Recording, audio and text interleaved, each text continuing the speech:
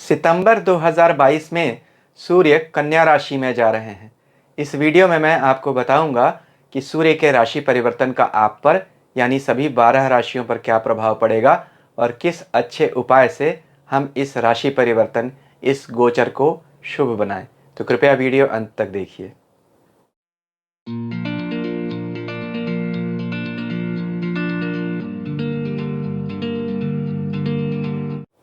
ओम नमः शिवाय।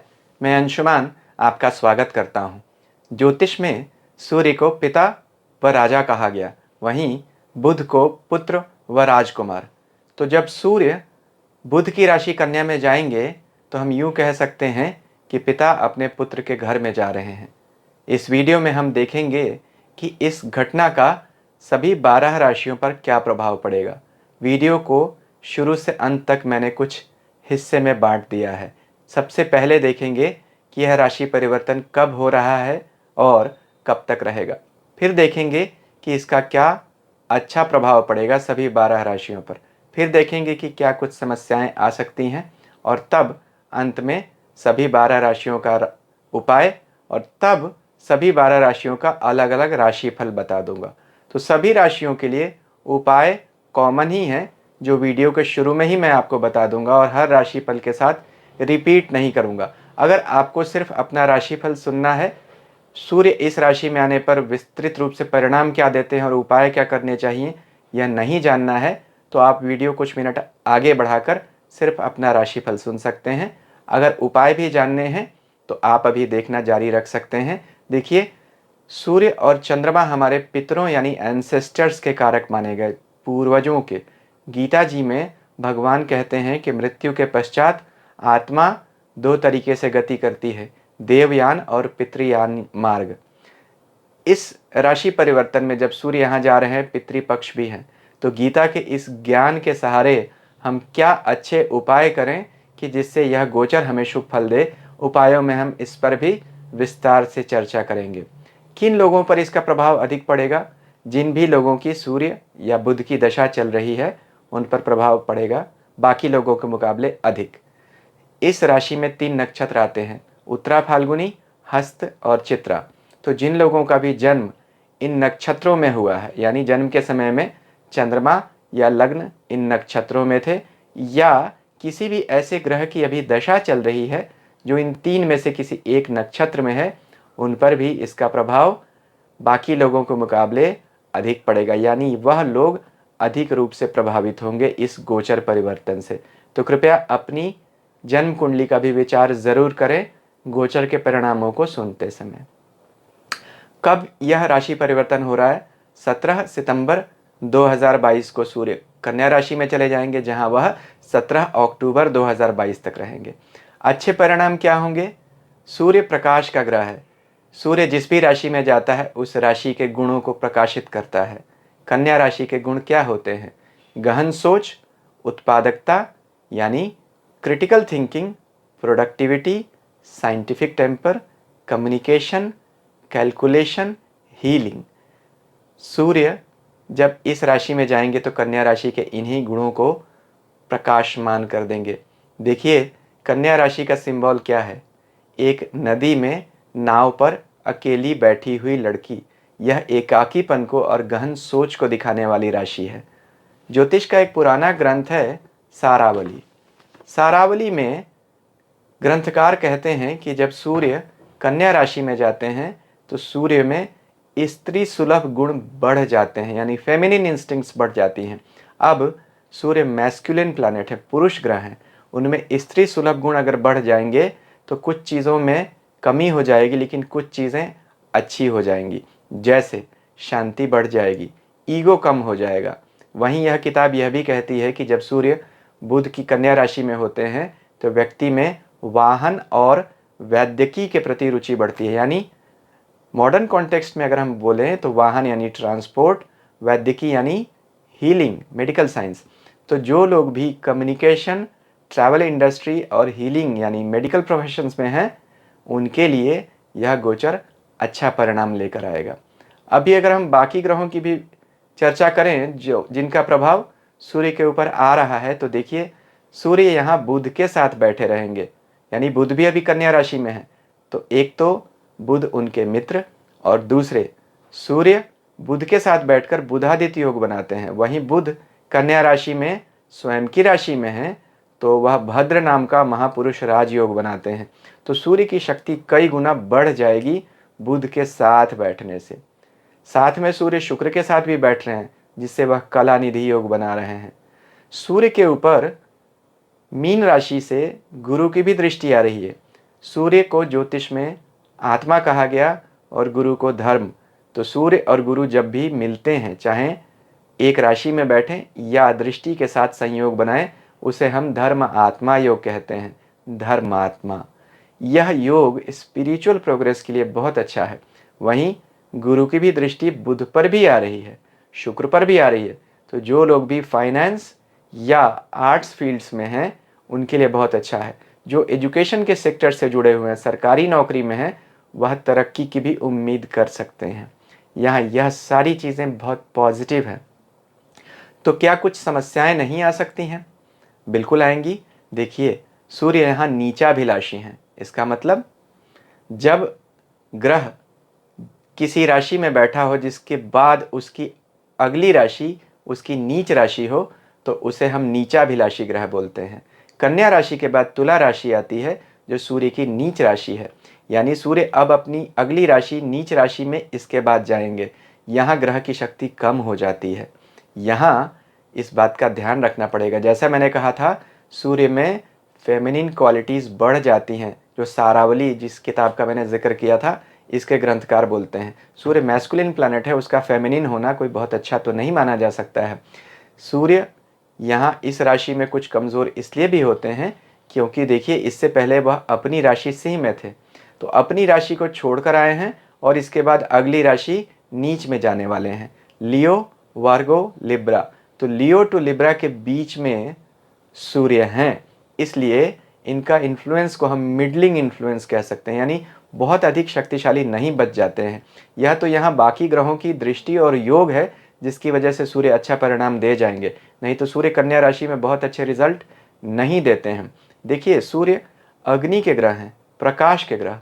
कहा जाता है कि कोई भी ग्रह अपनी मूल राशि से अगली राशि में बहुत अच्छा परिणाम नहीं देता है क्योंकि वह अगली राशि उसके लिए ब्लॉकर का काम करती है, रोकती है उसके प्रभाव को। तो सूर्य की अपनी राशि कौन सी है? सिंह। अगली राशि कौन सी है जिसमें अभी जा रहे हैं? कन्या। सूर्य की सिंह राशि से अगली राशि कन्या, दूसरी राशि हुई। सूर्य अग्नि तत्व के ग्रह है। अग्नि में क्या होता है? प्रकाश। कन्या राशि का तत्व क्या है? पृथ्वी। तो प्रकाश को कौन रोकता है? पृथ्वी रोकती है। प्रकाश पृथ्वी को भेद कर उसके अंदर नहीं जा सकता है, इसलिए अग्नि तत्व के ग्रह पृथ्वी तत्व की राशियों में अच्छा परिणाम कम देते हैं, या कभी देते भी हैं तो उनके कारण दूसरे होते हैं। इसलिए भी यहाँ सूर्य थोड़ा कम परिणाम देगा। साथ में यहाँ पर एक बात और भी विचार रखिएगा कि यहाँ पितृपक्ष भी हो रहा है, यानी 10 सितंबर से लेकर 25 सितंबर तक पितृपक्ष है, जिसके बीच में सूर्य यहाँ 17 सितंबर को आ रहे हैं इस राशि में। पितृपक्ष में कोई भी शुभ कार्य करना मना होता है। साथ में शुक्र जो सूर्य के साथ बैठे हैं वह नीच के हैं और अस्त भी हैं। तो शुक्र जब नीच या अस्त के होते हैं तो कुछ भी नया कार्य, खास तौर पर नया घर, नई ज़मीन, वाहन लेना मना होता है। आप वो काम कर सकते हैं जिनकी शुरुआत आप ऑलरेडी कर चुके हैं। जैसे किसी ने कुछ गाड़ी के लिए अगर पेशगी दे दी है, यानी इंस्टॉलमेंट दे दिया, एडवांस बुकिंग कर दी है, वह ले सकता है। घर कोई ले सकता है, लेकिन ना लिया जाए तो बेहतर है। लेंगे तो कोई समस्या नहीं, लेकिन कोई नया काम जाकर शुरू करना वह अभी तो मना होगा क्योंकि सूर्य की भी शक्ति यहाँ कम है। तो सूर्य भी बल के कारक माने जाते हैं। सूर्य हमारे स्टेटस को रिप्रेजेंट करते हैं। पितृपक्ष में स्टेटस बढ़ाने वाला कोई भी काम करना मना होता है। यह पीरियड नॉर्मली मॉर्निंग का माना जाता है, यानी अपने पितरों को याद करने का, कुछ खुशियाँ मनाने का नहीं माना जाता है। यह पक्ष हमारे जो पूर्वज जो हमें सब कुछ दे कर गए हैं उनकी शांति के लिए, उनकी प्रसन्नता के लिए यज्ञ करना और तर्पण करने का माना जाता है। अपनी प्रसन्नता के लिए करने वाले काम इसमें मना होते हैं। यहीं से उपायों पर चर्चा करते हैं, फिर राशिफल की बात करेंगे। तो जैसा मैंने कहा था, यह पितृपक्ष है इस महीने में जब सूर्य इस राशि में जा रहे हैं। मार्कंडेय पुराण कहता है कि अगर हमारे पितृ यानी एंसेस्टर्स पूर्वज हमें प्रसन्न होते हैं तो पितृलोक से हमें आशीर्वाद देते हैं, उससे धरती पर हमें समृद्धि की प्राप्ति होती है। तो जैसा मैंने कहा था 10 सितंबर से 25 सितंबर तक पितृपक्ष है। इस समय आपको पितरों की शांति के लिए उपाय करने चाहिए। इससे सूर्य भी बलि होगा, यही इस गोचर का उपाय भी है। क्या उपाय करने चाहिए? देखिए, पितृपक्ष के सबसे अच्छे उपायों में होता है गरुड़ पुराण का घर में पाठ करना, मार्कंडेय पुराण की पितृ स्तुति का पाठ करना और गीता के 7वें अध्याय जो ज्ञान विज्ञान योग नाम का अध्याय है उसका भी प्रतिदिन घर में पाठ करना। तो यहाँ आप इनमें से किसी भी एक स्तोत्र का या किताब का पठन घर में कर सकते हैं, अच्छा रहेगा। स्वयं ना कर सके, किसी ब्राह्मण, श्रेष्ठ विद्वान ब्राह्मण को बुलाकर अपने घर में भी पाठ करवा सकते हैं। इसके अलावा पितरों की शांति के लिए तर्पण दे सकते हैं, तीर्थों में जा सकते हैं, पिंडदान कर सकते हैं। पितृपक्ष के बहुत सारे उपाय होते हैं और करना ही चाहिए सबको। अब अगर आप कहें कि मैं 15 से 15 दिन लगातार हर दिन यह नहीं कर सकता हूँ, तो फिर आपको 25 सितंबर जो पितृ अमावस्या होती है, उसको हम सर्व पितृ अमावस्या भी कहते हैं, महालया भी कहते हैं, उस दिन आप यह उपाय कर सकते हैं। यानी गरुड़ पुराण, मार्कंडेय पुराण या गीता के अध्याय का पाठ, पितरों का तर्पण एक ही दिन कर दीजिए, तब भी आपके लिए माना जाएगा, श्रेष्ठ है। लेकिन यह नियम सबके लिए ज़रूरी है, हर गृहस्थ के लिए यह नियम ज़रूरी है। देखिए, पितृपक्ष के बाद मातृपक्ष आता है, यानी जिस दिन पितृपक्ष समाप्त हो रहा है उसके अगले दिन से ही तो नवरात्रे शुरू हो रहे हैं, मातृपक्ष। कहने का मतलब क्या? देवी उसी पर प्रसन्न होती है जिस पर पितर प्रसन्न होते हैं, यानी जिसने पितृपक्ष में अपने पितरों को प्रसन्न कर लिया, उन्हें भोग देकर, उन पर ही माँ प्रसन्न होगी। पितृपक्ष साल में एक बार आता है 15 दिन के लिए।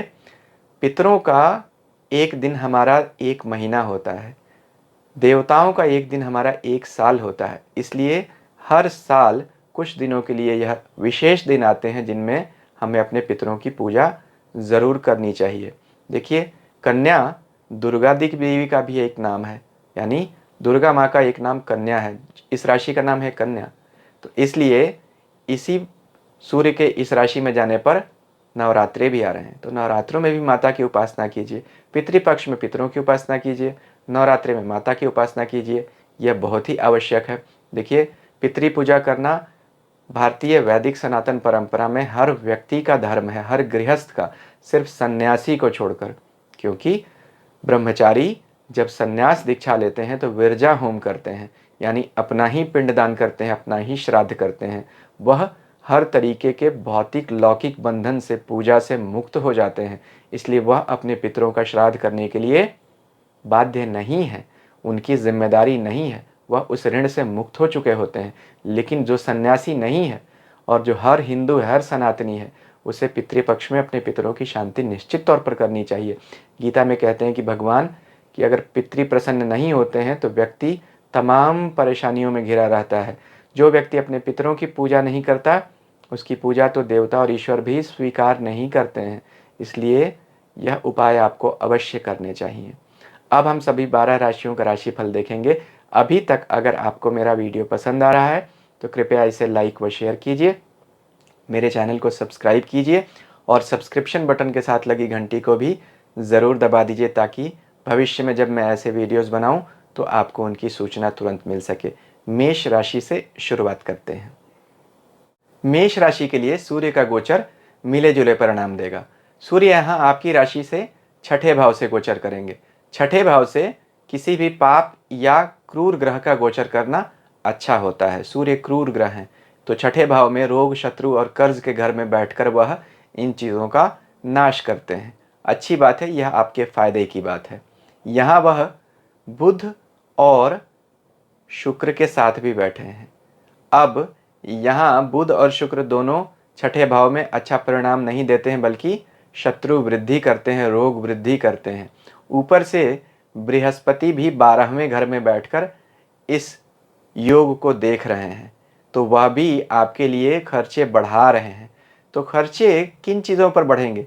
सूर्य नाश तो कर देंगे रोग, शत्रु और कर्ज का, लेकिन यह चीज़ें आती हुई भी दिख रही हैं।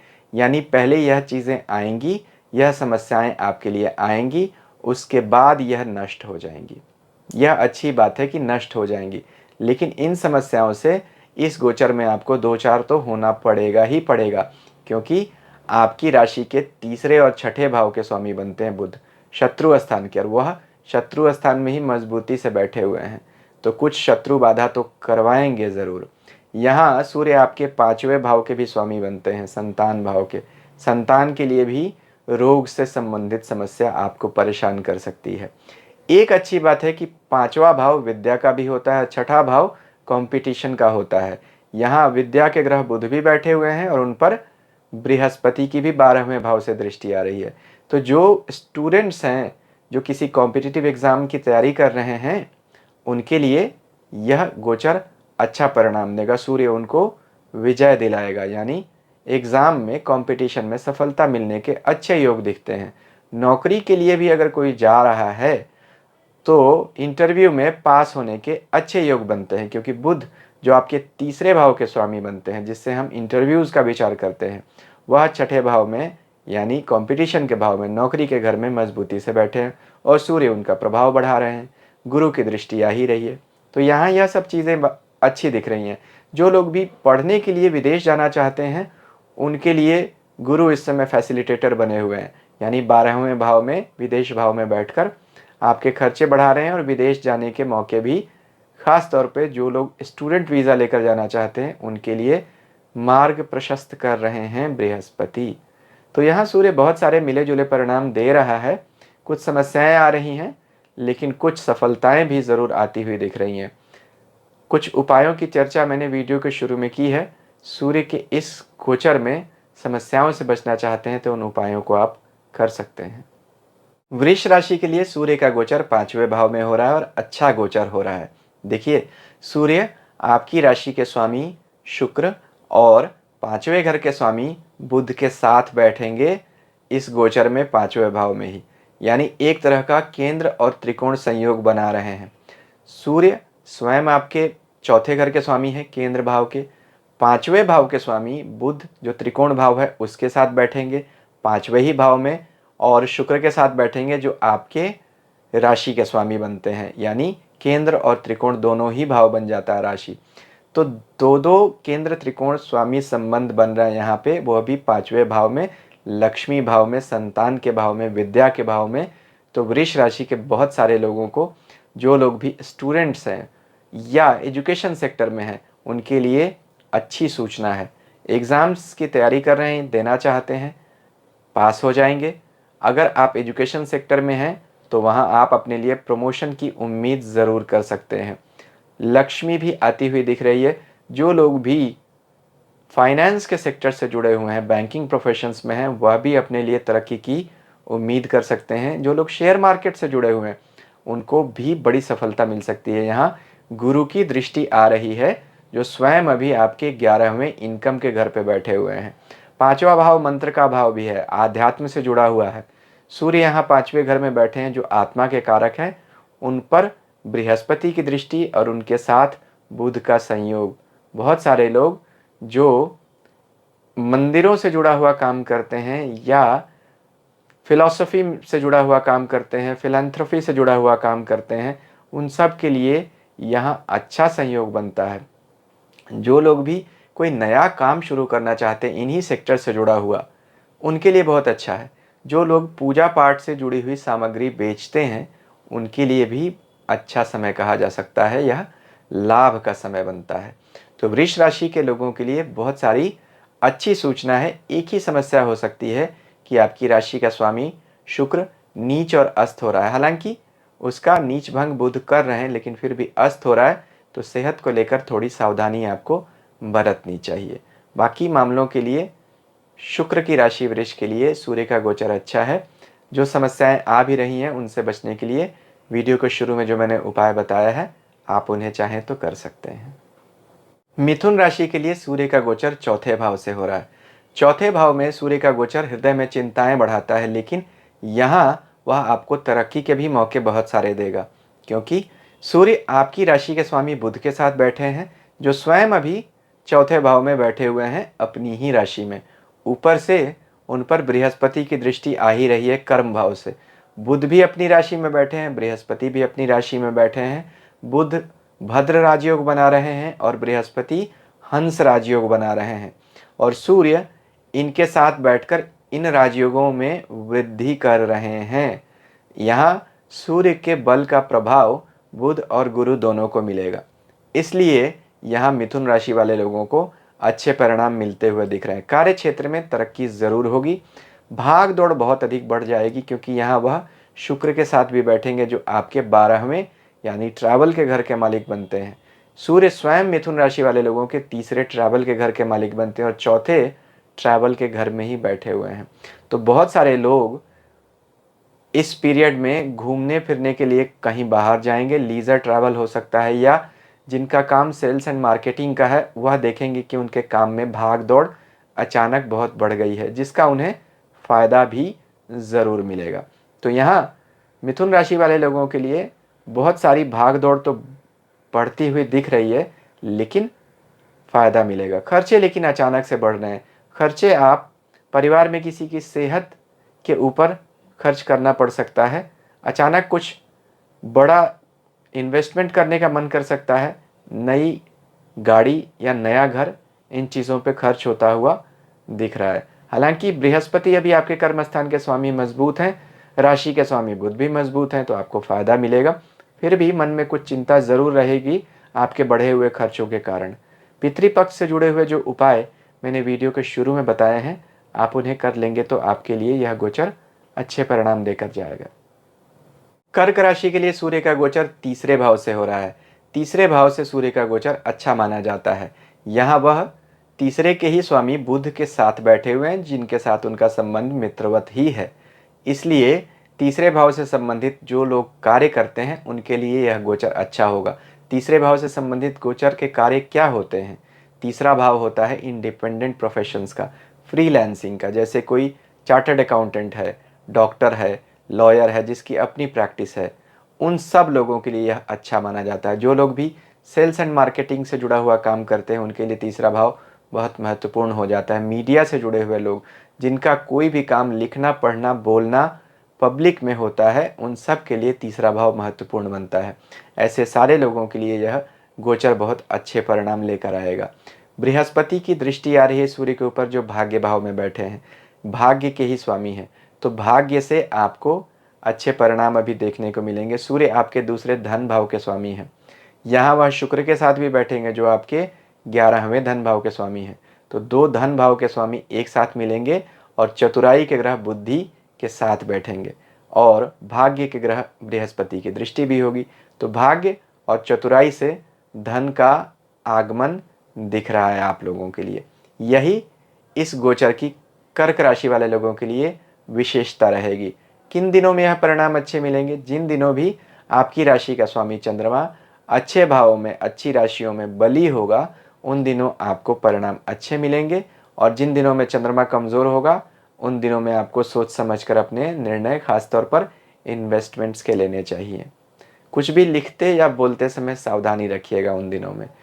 उन दिनों का विचार गोचर का, चंद्रमा का, आपको गोचर में चंद्रमा की गति को देखकर करते रहना चाहिए। वीडियो के शुरू में जो मैंने उपाय बताए हैं पितृपक्ष से जुड़े हुए, वह करेंगे तो यह गोचर आपको और अच्छे परिणाम देकर जाएगा। सिंह राशि के लिए सूर्य का गोचर दूसरे भाव से हो रहा है। दूसरे भाव में सूर्य का गोचर बहुत अच्छे परिणाम तो नहीं देता है, लेकिन यहाँ सूर्य दूसरे के स्वामी बुध के साथ बैठे हैं जो उनके मित्र हैं, और बृहस्पति जो स्वयं सूर्य के मित्र हैं उनकी भी दृष्टि आ रही है। दूसरा भाव धन भाव भी है, इसलिए सूर्य यहाँ अच्छे परिणाम आपको देंगे अवश्य। धन में वृद्धि करते हुए दिख रहे हैं, और यह धन की वृद्धि आपको अपने प्रयासों से होती हुई दिख रही है। पुराना अगर कोई कर्ज आपने किसी को दिया हुआ है तो उसकी वापसी के अच्छे योग दिखते हैं, या यूं भी कह सकते हैं कि पुराना कोई इन्वेस्टमेंट अगर किया हुआ है, उस इन्वेस्टमेंट से प्रॉफिट बुक करके बाहर निकलने का यह समय है। यह इस पीरियड में आपको धन का लाभ अच्छा होता हुआ दिख रहा है, और प्रॉपर्टी अगर किसी को लेनी है तो इस पीरियड में यह भी वह कर सकते हैं। हालांकि शुक्र अभी अस्त है, लेकिन अगर आप चाहें तो सिंह राशि के लोग प्रॉपर्टी से जुड़ा हुआ कोई भी काम चाहें तो वह कर सकते हैं। यह अच्छा उनका रिजल्ट लेकर आएगा। ख़ास तौर पर जो लोग भी प्रॉपर्टी ब्रोकिंग के काम में हैं, ब्रोकरेज का काम करते हैं, उन सब के लिए यह समय अच्छा कहा जा सकता है। सरकारी सेवाओं से अगर आप जुड़े हुए हैं तो आपके लिए भी यह अच्छा समय है। हाँ, इन्वेस्टमेंट्स अगर फ्यूचर के लिए करना चाहते हैं तो वह तो आपको सोच समझ कर करना पड़ेगा, और परिवार में किसी व्यक्ति से, करीबी व्यक्ति से मनमुटाव हो सकता है। अपनी भाषा पर आपको संयम रखने की ज़रूरत है। अगर किसी व्यक्ति को डायबिटीज़ या थायराइड से जुड़ी हुई पुरानी कोई परेशानी है तो उन्हें इस पीरियड में विशेष रूप से सावधान रहना चाहिए। ब्लड प्रेशर से भी जुड़ी हुई तकलीफ़ किसी को है, उन्हें भी सावधान रहना चाहिए। इस पीरियड में समस्याएं आपकी बढ़ सकती हैं। आँखों से जुड़ी हुई तकलीफ़ भी आपको परेशान कर सकती है। तो यह 3-4 सेहत की समस्याएं हैं, उन पर आपको सावधानी रखनी चाहिए। बाकी धन आगमन के लिए तो यह गोचर आपके लिए अच्छा कहा जा सकता है। कार्य क्षेत्र पर भी आपको अच्छे परिणाम ही देखने को मिलेंगे। वीडियो के शुरू में जो मैंने उपाय बताए हैं, आप उन्हें कर लेंगे तो यह गोचर आपको अच्छे परिणाम देकर जाएगा। कन्या राशि के लिए सूर्य का गोचर आपकी राशि के ऊपर ही हो रहा है और राशि के स्वामी के साथ हो रहा है। मिले जुले परिणाम आपको मिलेंगे। पहले अच्छे परिणामों की बात करते हैं। सूर्य अगर राशि के ऊपर से गुजरता है तो हमारे प्रभाव क्षेत्र में वृद्धि करता है, स्टेटस बढ़ाता है। यहाँ आपका स्टेटस बढ़ेगा, कार्य क्षेत्र में तरक्की के योग दिखते हैं, क्योंकि यहाँ आपके कर्म स्थान के स्वामी शुक्र भी आ रहे हैं राशि के ऊपर। हालांकि वह नीच हैं और अस्त हैं, लेकिन फिर भी बुध उनका नीच भंग योग जरूर बना रहे हैं। ऊपर से बृहस्पति की भी दृष्टि आ रही है, उससे भी सूर्य को बल मिलेगा। तो यहाँ सूर्य आपके प्रभाव क्षेत्र में वृद्धि तो जरूर कर रहे हैं। जो लोग भी सरकारी क्षेत्रों से जुड़े हुए काम करते हैं उनके लिए विशेष लाभ हो सकता है। अब समस्या क्या आ सकती है? यहाँ सूर्य आपकी 12वें भाव के स्वामी बनते हैं, खर्चे के घर के। तो खर्चा आपका बढ़ता हुआ दिख रहा है। किन चीज़ों पे? आपका खर्च आपकी सेहत पर हो सकता है। यहाँ इस बात का आपको ध्यान रखना पड़ेगा।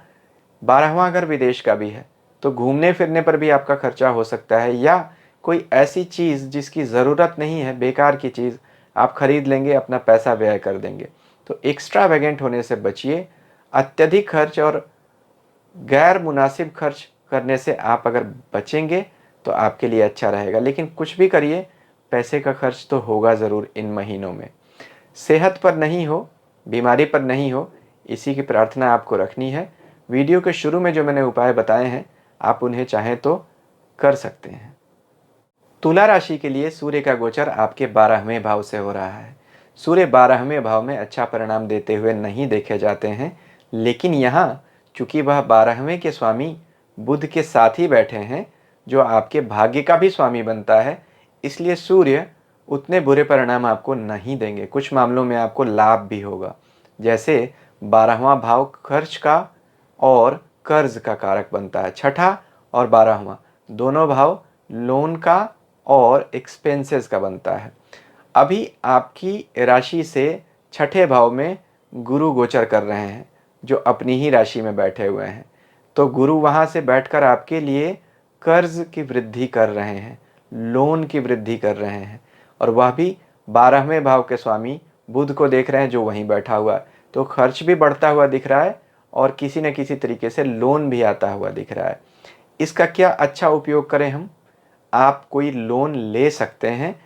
इससे आपके ऊपर जो कर्ज आना है वह कर्ज न होकर लोन बन सकता है, और उस लोन का आप प्रोडक्टिव यूज़ कर सकते हैं। ऐसे ही आप ग्रह गोचर का परिणाम अपने मन मुताबिक बना सकते हैं। देखिए, जो भाग्य में लिखा है, जो ग्रहों का गोचर है, वह होकर रहेगा, उसको आप नहीं रोक सकते हैं। अगर आपको उधार लेना लिखा हुआ है तो उधार आपके ऊपर आएगा ही। अब आप कर्ज के ऊपर लेना चाहेंगे अपनी इच्छा के विरुद्ध, या पहले ही लोन लेकर उसको काउंटरैक्ट करेंगे, उसके बुरे प्रभावों को, और उस लोन को अच्छे तरीके से इन्वेस्ट कर देंगे, यह आपको चुनना है। इसलिए इस गोचर के निगेटिव प्रभावों से अगर आपको बचना है तो किसी तरह का आप अपने ऊपर कोई लोन ले सकते हैं। सूर्य आपके इनकम के घर के भी मालिक बनते हैं, तो इनकम के घर के मालिक का खर्च के घर में जाकर बैठना यह दिखाता है कि इनकम और खर्च दोनों आपके एक तरह से ही, मतलब उनका साइकिल होता रहेगा। आएगा पैसा, जाएगा पैसा, यह क्रम बना रहेगा। लेकिन पैसे आने के भी कुछ योग ज़रूर बनते हैं इस गोचर में आपके लिए। तो यहाँ पर चूंकि शुक्र भी आपकी राशि के स्वामी है और वह 12वें भाव में नीच के हो रहे हैं, हालांकि उनका नीच भंग राजयोग बन रहा है, लेकिन राशि के स्वामी भी नीच व अस्त हो रहे हैं, तो खर्चे आपके बढ़ते हुए ज़रूर दिख रहे हैं। यात्राओं के भी योग बनते हैं, क्योंकि राशि के स्वामी अगर 12वें घर में बैठे और जहाँ 12वें भाव के भी स्वामी हो तो भाग दौड़ बढ़ सकती है। जो लोग भाग दौड़ करते रहते हैं अपने काम के सिलसिले में, उनके लिए फिर नॉर्मल रूटीन अफेयर रहेगा। बाकी लोगों के लिए भाग दौड़ बढ़ जाएगा। ट्रांसफ़र के भी योग दिखते हैं बहुत सारे लोगों को जो नौकरी में है। तो इस राशि परिवर्तन में आपको सोच समझकर अपने निर्णय लेने पड़ेंगे, खास तौर पर जो लोग सरकारी क्षेत्रों से जुड़े हुए हैं। वीडियो के शुरू में जो मैंने उपाय बताए हैं, आपको उन्हें अवश्य करना चाहिए। वृश्चिक राशि के लिए सूर्य का गोचर बहुत अच्छा हो रहा है। देखिए, सूर्य आपके 11वें भाव से गोचर कर रहे हैं। 11वें भाव से सूर्य का गोचर धन लाभ देता है। 11वें भाव से सभी ग्रहों का गोचर धन के लिए अच्छा होता है। यहाँ 11वें के स्वामी बुध स्वयं वहीं पर बैठे हुए हैं, यानी धन भाव के स्वामी अभी स्वयं धन भाव में ही बैठे हुए हैं। ऊपर से दूसरे धन भाव के यानी दूसरे भाव के स्वामी आपके बृहस्पति बनते हैं, जो अभी 5वें भाव में बैठकर 11वें भाव को अपनी 7वीं दृष्टि से देख रहे हैं। यानी 11वें भाव के स्वामी और दूसरे भाव के स्वामी जो बुध और बृहस्पति हैं, उनका संयोग बन गया है, यानी एक दूसरे को दृष्टि से देख रहे हैं। और वहीं सूर्य जो आपके कर्म भाव के स्वामी बनते हैं, वह इनकम के घर में बुध के साथ बैठे हैं और गुरु की दृष्टि में है। तो कार्य क्षेत्र में बहुत लोगों का प्रमोशन होगा, यानी बहुत सारे लोग प्रमोशन पालेंगे और सैलरी भी इंक्रीमेंट मिल जाएगा। जो लोग व्यापार करते हैं उनके लिए सरकारी टेंडर्स मिलने के बड़े सारे योग बनते हैं, खासतौर पर वो लोग जो सरकारी क्षेत्रों में काम करते हैं। जो सरकारी क्षेत्रों में काम नहीं भी करते हैं, कोई अपना प्राइवेट व्यापार करते हैं, उनके लिए भी यह योग अच्छा कहा जा सकता है। यानी हर तरीके से, चाहे वह नौकरी हो या व्यापार हो, वृश्चिक राशि वाले लोगों के लिए धन का बहुत सारा आगमन होता हुआ दिख रहा है। हाँ, खर्च भी आपका ज़रूर होगा, क्योंकि आपके 12वें घर के स्वामी शुक्र 11वें घर में आ रहे हैं। नीच भी हैं और अस्त भी हैं। हालांकि नीच भंग हो रहा है, लेकिन फिर भी 12वां घर खर्चे का होता है, घूमने फिरने का होता है। तो बहुत सारे लोग लीजर ट्रैवल पे अपना पैसा खर्च करेंगे, या कुछ सामान खरीदने पे जिसकी शायद आवश्यकता नहीं भी हो, लेकिन फिर भी इस महीने में कुछ न कुछ फिजूल खर्ची आपकी ज़रूर होती हुई दिख रही है। लेकिन पैसे का आगमन होता रहेगा, और जो भी पैसा आप खर्च करेंगे वह अपनी इच्छा से ही खर्च करेंगे। यहाँ यह चीज़ें अच्छी हो रही हैं, आपके हक में हो रही हैं। तो वृश्चिक राशि वाले लोगों के लिए सूर्य का गोचर अच्छे परिणाम लेकर आ रहा है। संतान के लिए भी तरक्की के योग दिखते हैं। जो लोग एजुकेशन सेक्टर में हैं उनके लिए बहुत अच्छा है। जो फाइनेंस सेक्टर में है उनके लिए सबसे अच्छा है। वीडियो के शुरू में जो मैंने उपाय बताए हैं, आप उन्हें कर लेंगे तो यह गोचर आपके लिए और शुभ रहेगा। धनु राशि के लिए सूर्य का गोचर आपके 10वें भाव से हो रहा है। सूर्य आपके भाग्य के स्वामी बनते हैं। 10वें भाव के स्वामी बुध अभी आपके 10वें भाव में ही बैठे हैं, जो 10वां भाव कर्म का भी भाव है। तो कर्म के स्वामी 10वें भाव में स्वयं कर्म स्थान में बैठे हैं। भाग्य के स्वामी सूर्य वहीं 10वें स्थान में बैठे हुए हैं। इसे धर्म कर्म अधिपति योग बोलते हैं। यानी धर्म और भाग्य और कर्म आपके जुड़ गए। इन सब पर सोने पर सुहागा यह कि आपकी राशि के स्वामी बृहस्पति चौथे भाव में अपनी राशि में बैठे हैं और इस सूर्य और बुध के योग को देख रहे हैं। तो यहाँ इसके प्रभाव में कई गुना अधिक वृद्धि कर देंगे बृहस्पति। तो यहाँ बृहस्पति का गोचर, बुध का गोचर, सूर्य का गोचर धनु राशि वाले लोगों के लिए कार्य क्षेत्र में बहुत अच्छे योग लेकर आ रहा है। बहुत सारे लोगों को काम में प्रमोशन ज़रूर मिलेगा, नई जिम्मेदारियां मिलेंगी। जो लोग भी सरकारी क्षेत्रों में हैं, खासतौर पर राजनीति में हैं, उनके लिए अच्छी तरक्की के योग दिख रहे हैं। जो लोग भी सरकारी नौकरी करते हैं उनको प्रमोशन की उम्मीद करनी चाहिए। ट्रांसफ़र भी हो सकता है, लेकिन विद प्रमोशन। तो यहाँ बहुत सारे लोगों को घर बदलना पड़ सकता है, ऐसा भी योग हो सकता है। नया घर या नई गाड़ी भी बहुत सारे लोग, धनु राशि के लोग, इस सूर्य के गोचर में अवश्य लेते हुए दिख रहे हैं। यहाँ सूर्य आपका भाग्य बढ़ा रहा है। 10वें घर में सूर्य का गोचर बल देता है, आदमी के स्टेटस को बढ़ाता है। हाँ, आपके लिए चूंकि यहाँ शुक्र भी आ रहे हैं 10वें घर में, तो कुछ वर्कलोड आपका ज़रूर बढ़ा रहेगा और घर में किसी व्यक्ति की सेहत की परेशानी आपको मन में चिंता दे सकती है। इन बुरे प्रभावों से बचने के लिए वीडियो के शुरू में जो मैंने उपाय बताए हैं, आप चाहें तो उन्हें कर सकते हैं। मकर राशि के लिए सूर्य का गोचर आपके 9वें भाव से हो रहा है। 9वें भाव में सूर्य कभी भी बहुत अच्छा परिणाम देते हुए नहीं दिख रहे हैं। हालांकि एक राहत की बात यह है कि 9वें भाव के स्वामी बुध यानी भाग्य भाव के स्वामी बुध भाग्य में ही बैठे हुए हैं। तो भाग्य आपकी बहुत सारी समस्याओं को रोकेगा ज़रूर, लेकिन समस्याएं आएंगी अवश्य। कौन सी समस्याएं आ सकती हैं? आप लोगों की 7.5 चल रही है।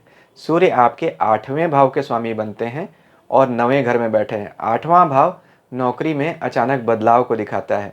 वहीं आपके 10वें भाव के यानी नौकरी के घर के स्वामी शुक्र भी अभी नीच व अस्त होकर आपके 8वें भाव के स्वामी सूर्य के साथ ही 9वें भाव में आ रहे हैं। यानी आपके 8वें, 9वें, 10वें इन 3 भावों का पूरा संयोग बन रहा है, जो नौकरी में अचानक बदलाव को दिखाता है। इसके ऊपर आपके 12वें यानी फिर बदलाव के घर के स्वामी बृहस्पति की भी दृष्टि आ रही है 3रे भाव से। तो बृहस्पति इन सारे योगों को देखकर उनके प्रभाव में वृद्धि कर रहे हैं। यानी यहाँ यह बात तो निश्चित हो रही है कि बहुत सारे लोगों के काम में अचानक बदलाव हो जाएगा। ये ऐसा भी देखा गया है कि जिन लोगों की भी जीवन की दूसरी 7.5 चलती है, उनके काम में आमूल चूल परिवर्तन हो जाता है, यानी कंप्लीट ट्रांसफॉर्मेशन।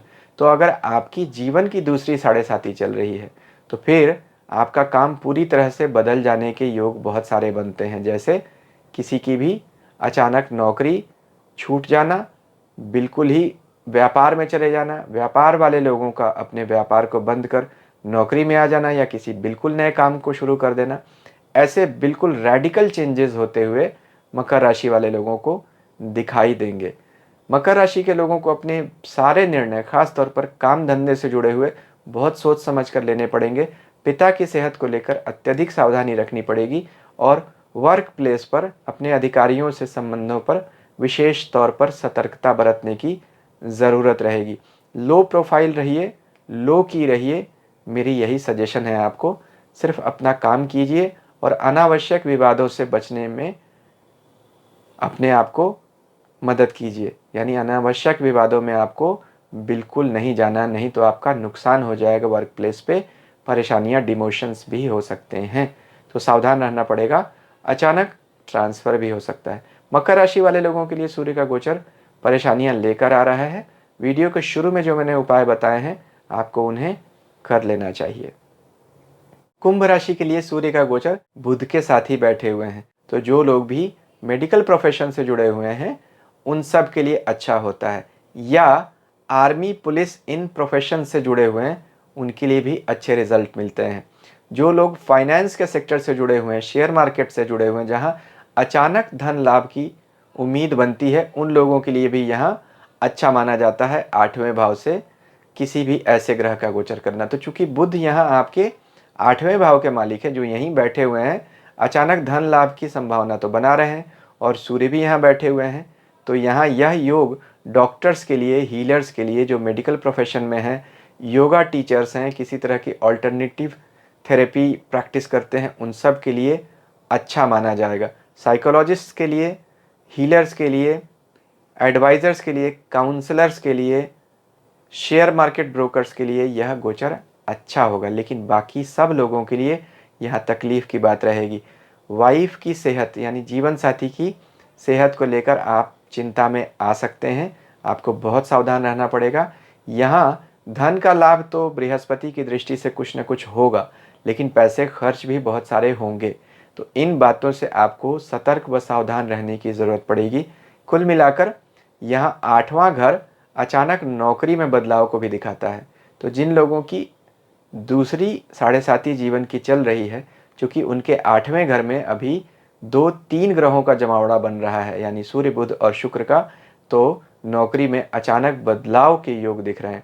अब आपकी जीवन की अगर दूसरी 7.5 चल रही है, तो आपको विशेष तौर पर सावधान रहना पड़ेगा। नौकरी में अचानक ट्रांसफॉर्मेशन हो सकता है, पूर्ण रूप से बदलाव। नौकरी वाले व्यापार में, व्यापार वाले नौकरी में जा सकते हैं। इस स्तर का बड़ा बदलाव भी देखने को मिल सकता है। तो अपने व्यापार व्यवसाय में सोच समझ कर निर्णय लीजिए।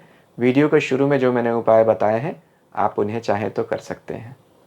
मीन राशि के लिए सूर्य का गोचर 7वें भाव से हो रहा है और कुछ समस्याएं लेकर आ रहा है। देखिए, सूर्य 7वें भाव में कभी भी बहुत अच्छे परिणाम नहीं देते हुए देखे जाते हैं, क्योंकि 7वां भाव सूर्य के लिए सहज नीच भाव माना जाता है। यहाँ कालपुरुष कुंडली में तुला राशि आती है, जिसमें सूर्य नीच के माने जाते हैं। 7वां भाव जीवन साथी और आपसी संबंधों का भी है। सूर्य जैसे अग्नि तत्व के ग्रह इस घर में बैठकर ईगो में वृद्धि कर देते हैं और ईगो क्लैशेस बहुत होते हैं, झगड़े बढ़ा देते हैं अपने जीवन साथी या व्यापार के साथी से। तो अपने पार्टनर से किसी तरह के मनमुटाव से बचिए।